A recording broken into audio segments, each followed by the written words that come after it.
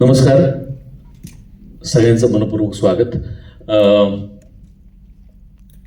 अष्टविनायकचे दिलीप जाधव यांच्याशी माझे ऋणानुबंध जवळपास 14-15 वर्षांचे आहेत. दादांबरोबर मी वाडा चिरेबंदी, मग्न तळ्याकाठी नाटक, त्याच्या आधी नांदी, जवळपास 10-11 वर्ष आम्ही वाडा चिरेबंदीचे प्रयोग केले. आणि दादांना मी या पूर्ण काळामध्ये दादांना मी सांगतो की मला नवीन नाटक करायचं आहे. तर त्यांनी काही मला नवीन नाटक दिलं नाही. मधल्या काळात त्यांनी वैभव मागलेला पण नवीन नाटक दिलं, पण मला नाही दिलं. मग मी दादांना असं म्हणलो की दादा ऍक्टिंग नाही तरी मला डिरेक्शनला तरी एक नाटक द्या. तेही त्यांनी मला दिलं नाही. कालांतरी मला लक्षात आलं की माझं डिरेक्शन आणि ऍक्टिंग त्यांना आवडत नसावी. मग मी त्यांना म्हटलं की दादा मला नाटक प्रोड्यूस करण्यात पण इंटरेस्ट आहे. तर ते म्हटले की थांब, वेळ आली की सांगीन. चांगलं नाटक मला जेव्हा मिळेल तेव्हा मी तुला सांगीन. तर ते मात्र त्यांनी लक्षात ठेवून मला सांगितलं की प्रसाद, चांगलं नाटक आलं आणि हे आता आपण दोघं एकत्र करूया. आणि दादांना नाटक आवडलं म्हटलं तर पुढे विचार करायचा प्रश्नच नव्हता.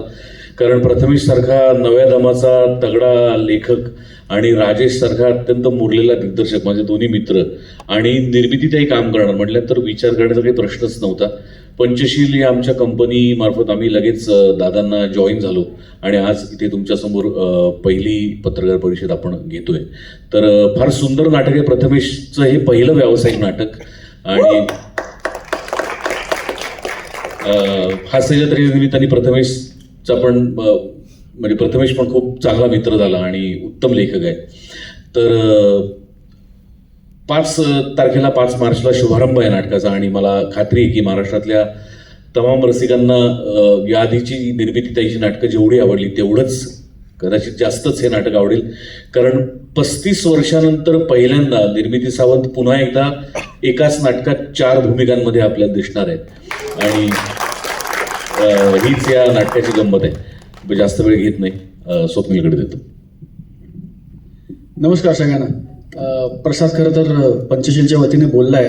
मी या निमित्ताने फक्त अष्टविनायक आणि दिलीप दादांचे आभार मानू इच्छितो आमच्या पंचती या संस्थेच्या वतीने. कारण दादांचा अनुभव, दादांचं कार्यक्षेत्र, दादांचा कार्यकाळ हे सगळे लक्षात घेता अष्टविनायक नाटकाची निर्मिती करते म्हणजे त्याच्याबरोबर अनेक गोष्टी अधोरेखित होतात की नाटक चांगलं असेल, संहिता चांगली असेल, बांधलं चांगलं जाईल, वर्क होईल.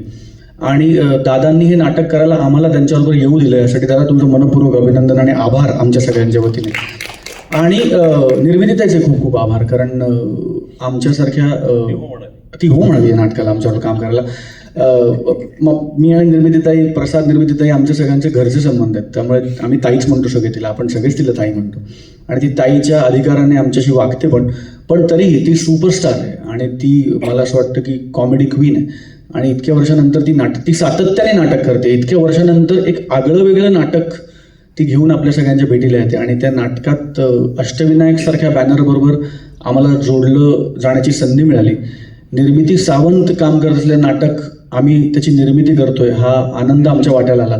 याबद्दल पंचशीलच्या वतीने मी तुमच्या दोघांचे जाहीर आभार मानतो.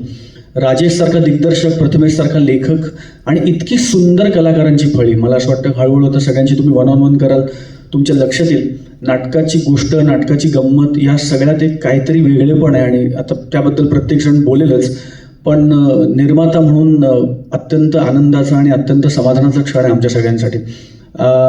खरं तर खूप असं बोलतोय की सगळं करून झालं असं नाही आहे. आता तर खरा प्रवास सुरू होतोय. 5 तारखेपासून नाटकाचे प्रयोग आहेत महाराष्ट्रभर, महाराष्ट्राच्या बाहेर जोरात प्रयोग होणार आहेत. निर्मितीताई आणि अष्टविनायक नाटक करतात तेव्हा महिन्याला किती प्रयोग होतात हे मी वेगळं सांगायची गरज नाही.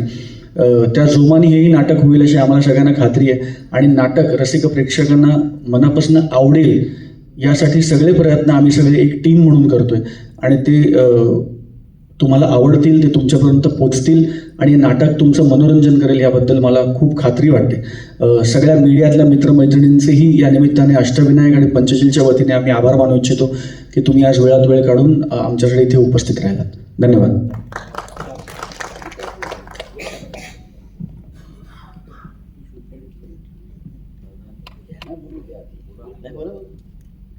नमस्कार पत्रकार मित्रांनो. मला ॲक्च्युली आठवत नाही की हे मी कितवं नाटक करतोय ते, पण या नाटकाची प्रोसेस गेली 1.5 वर्ष सुरू आहे. म्हणजे मी पहिली गोष्ट जेव्हा मला प्रथमेशने ऐकवली, त्याच्यानंतर अनेक वेळा त्याने लिहून आणल्यानंतर अनेक वेळा त्याच्यात बदल करत करत ते आत्ता 2 महिन्यापूर्वी त्याचं फायनल स्क्रिप्ट झालं. आणि मग थोडासा प्रश्न होता की विनोदी नाटक आहे. प्रसाद आता म्हणाला की मला दिग्दर्शनासाठी त्याने नाटक दिलं नाही, पण मी प्रसादला नाटक देईन दिग्दर्शनासाठी, फक्त मला संहिता चांगली सापडायला पाहिजे. नक्कीच देईन आणि त्याने काम पण करायला लागेल त्याला. म्हणजे हा शब्द देतोय मी प्रसादला.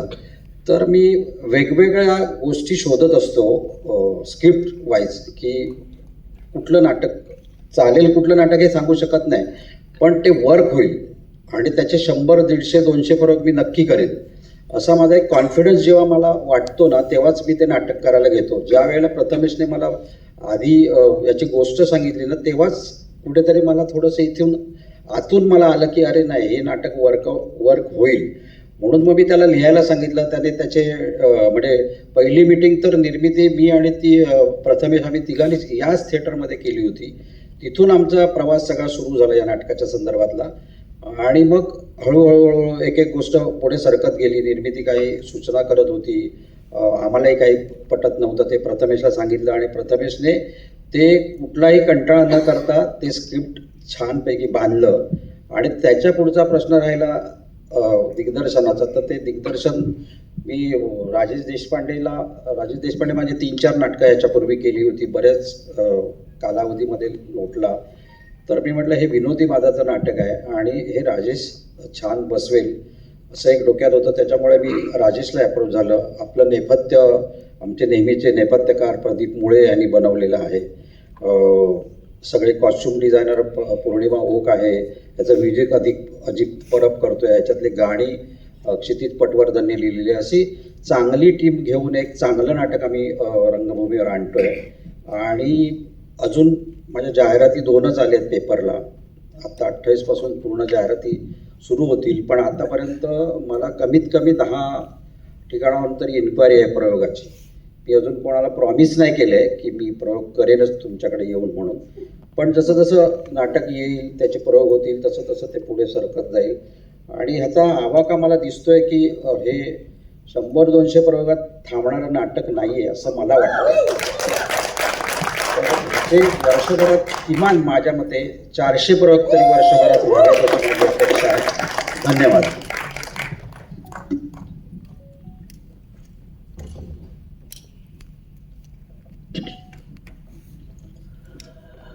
नमस्कार. खरं तर मी कमी बोललं पाहिजे, कारण जे बोलायचं होतं लिहायचं होतं ते लिहून झालं आहे ऑलरेडी. जे 5 मार्चपासून तुमच्या भेटीला येणार आहे. पण मला हे सांगायचं आहे, आपण म्हणतो ना पहिलं नेहमी स्पेशल असतं. सो हे माझं पहिलं कमर्शियल नाटक आहे जे मी लिहिलं आहे. आणि ते एवढं सगळं जुळून आलं आहे की अष्टविनायक, पंचशील, प्रसाद ओक सर, स्वप्नील जोशी, राजेश सर जे डिरेक्ट करतायत, प्रदीप मुळे यांचं नेपथ्य आहे, अजित परब यांचं पार्श्वसंगीत आहे. आणि या सगळ्यांबरोबरच मध्यवर्ती भूमिकेत निर्मिती सावंत, म्हणजे आपण निर्मिती ताई ज्यांना म्हणतो. आता हे एवढं सगळं जुळून आलं आहे, ह्याच्यापेक्षा स्पेशल माझ्यासाठी काय असणार आहे? म्हणजे ह्याच्या पुढे मी किती नाटकं लिहीन, सिनेमे लिहीन, पण पहिलं स्पेशल असतं ते माझ्यासाठी खरंच खूप स्पेशल झालं आहे या सगळ्या निमित्ताने.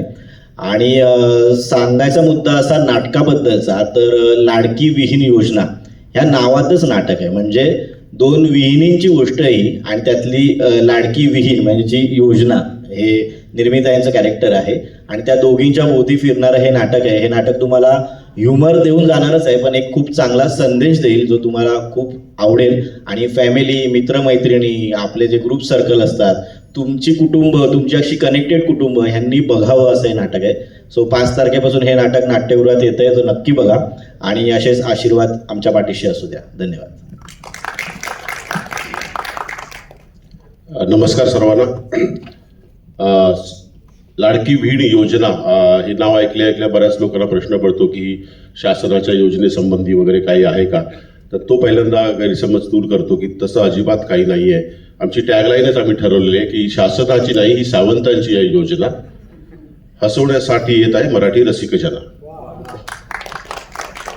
आणि बाकी इथे बऱ्याच वर्षांनी मी माझ्या घरी आल्यासारखं वाटलं, कारण निर्मितीताई आणि दिलीपदादाबरोबर काम करून श्रीबाई समर्थ नंतर बरीच वर्ष लोटली. मधल्या काळात निर्मितीताई खूप सिनेमांमध्ये व्यग्र असल्यामुळे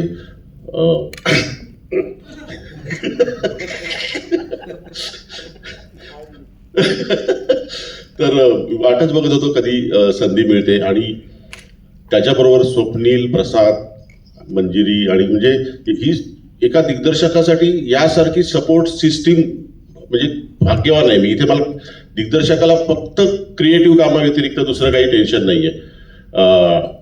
अशी सपोर्ट सिस्टीम मिळाली तर खूप चांगली कामं घडतील, सगळ्यांच्याच बाबतीत असं व्हावं. आणि मी खरंच प्रथमेशचं कौतुक करेन, कारण त्याचं पहिलं नाटक आणि त्याचे पेशन्स, म्हणजे मी ह्या प्रोसेसमध्ये थोडा उशिरा जॉईन झालो, पण साधारण मला वाटतं 7-8 महिने तरी तो लिहितोय. आणि किती ड्राफ्ट झाले? 100 7-8 ड्राफ्ट झाले. आणि अजूनही म्हणजे मी निर्मितीताईंचं एक वैशिष्ट्य सांगतो की त्या संविधेच्या बाबतीत, स्क्रिप्टच्या बाबतीत प्रचंड काटेकोर असतात. म्हणजे त्यांना ते एक शब्द सुद्धा त्यांना खटकला तर तो बदलायला लावतात. हे काय 1000 प्रश्न विचारतात. आणि यावेळेला प्रथमेश अधूनमधून येतो, पण प्रथमेशच्या वतीने मला पण सामोरं जावं लागतं त्यांच्या बॉलिंगला. पण नंतर एकदा स्क्रिप्ट फायनल झालं की त्यातला एक शब्दही त्या स्वतः बदलत नाही, दुसऱ्याला बदलू देत नाही. आणि अशा प्रकारचे कलावंत आजच्या काळात मला वाटतं खूप कमी आहेत, जे स्क्रिप्टचा अभ्यास करून. काय होतं ना, विनोदी म्हटल्यानंतर आपण खूप ग्राह्य गृहीत जातो, विनोदी आहे, होत आहे. तसं नाही, विनोदी करणंच कठीण आहे जास्त. आणि त्यासाठीच जेव्हा मॅड कॉमेडी असतं त्याला जास्त लॉजिक लागतं. आणि हे नाटक प्रचंड मॅड कॉमेडी आहे. म्हणजे मी बसवलंय नाटक, मी रोज 4-4, 5-5 तालमी बघतो, तरी शेवटच्या तालमीला पण तेवढाच असतो बघताना. ही गंमत आहे या नाटकाची. आणि ऑफकोर्स म्हणजे हे आमची पत्रकार परिषद आहे म्हणून आमची स्तुती करतोय असं नाही, हे सत्य आहे, ते सांगतोय. धन्यवाद.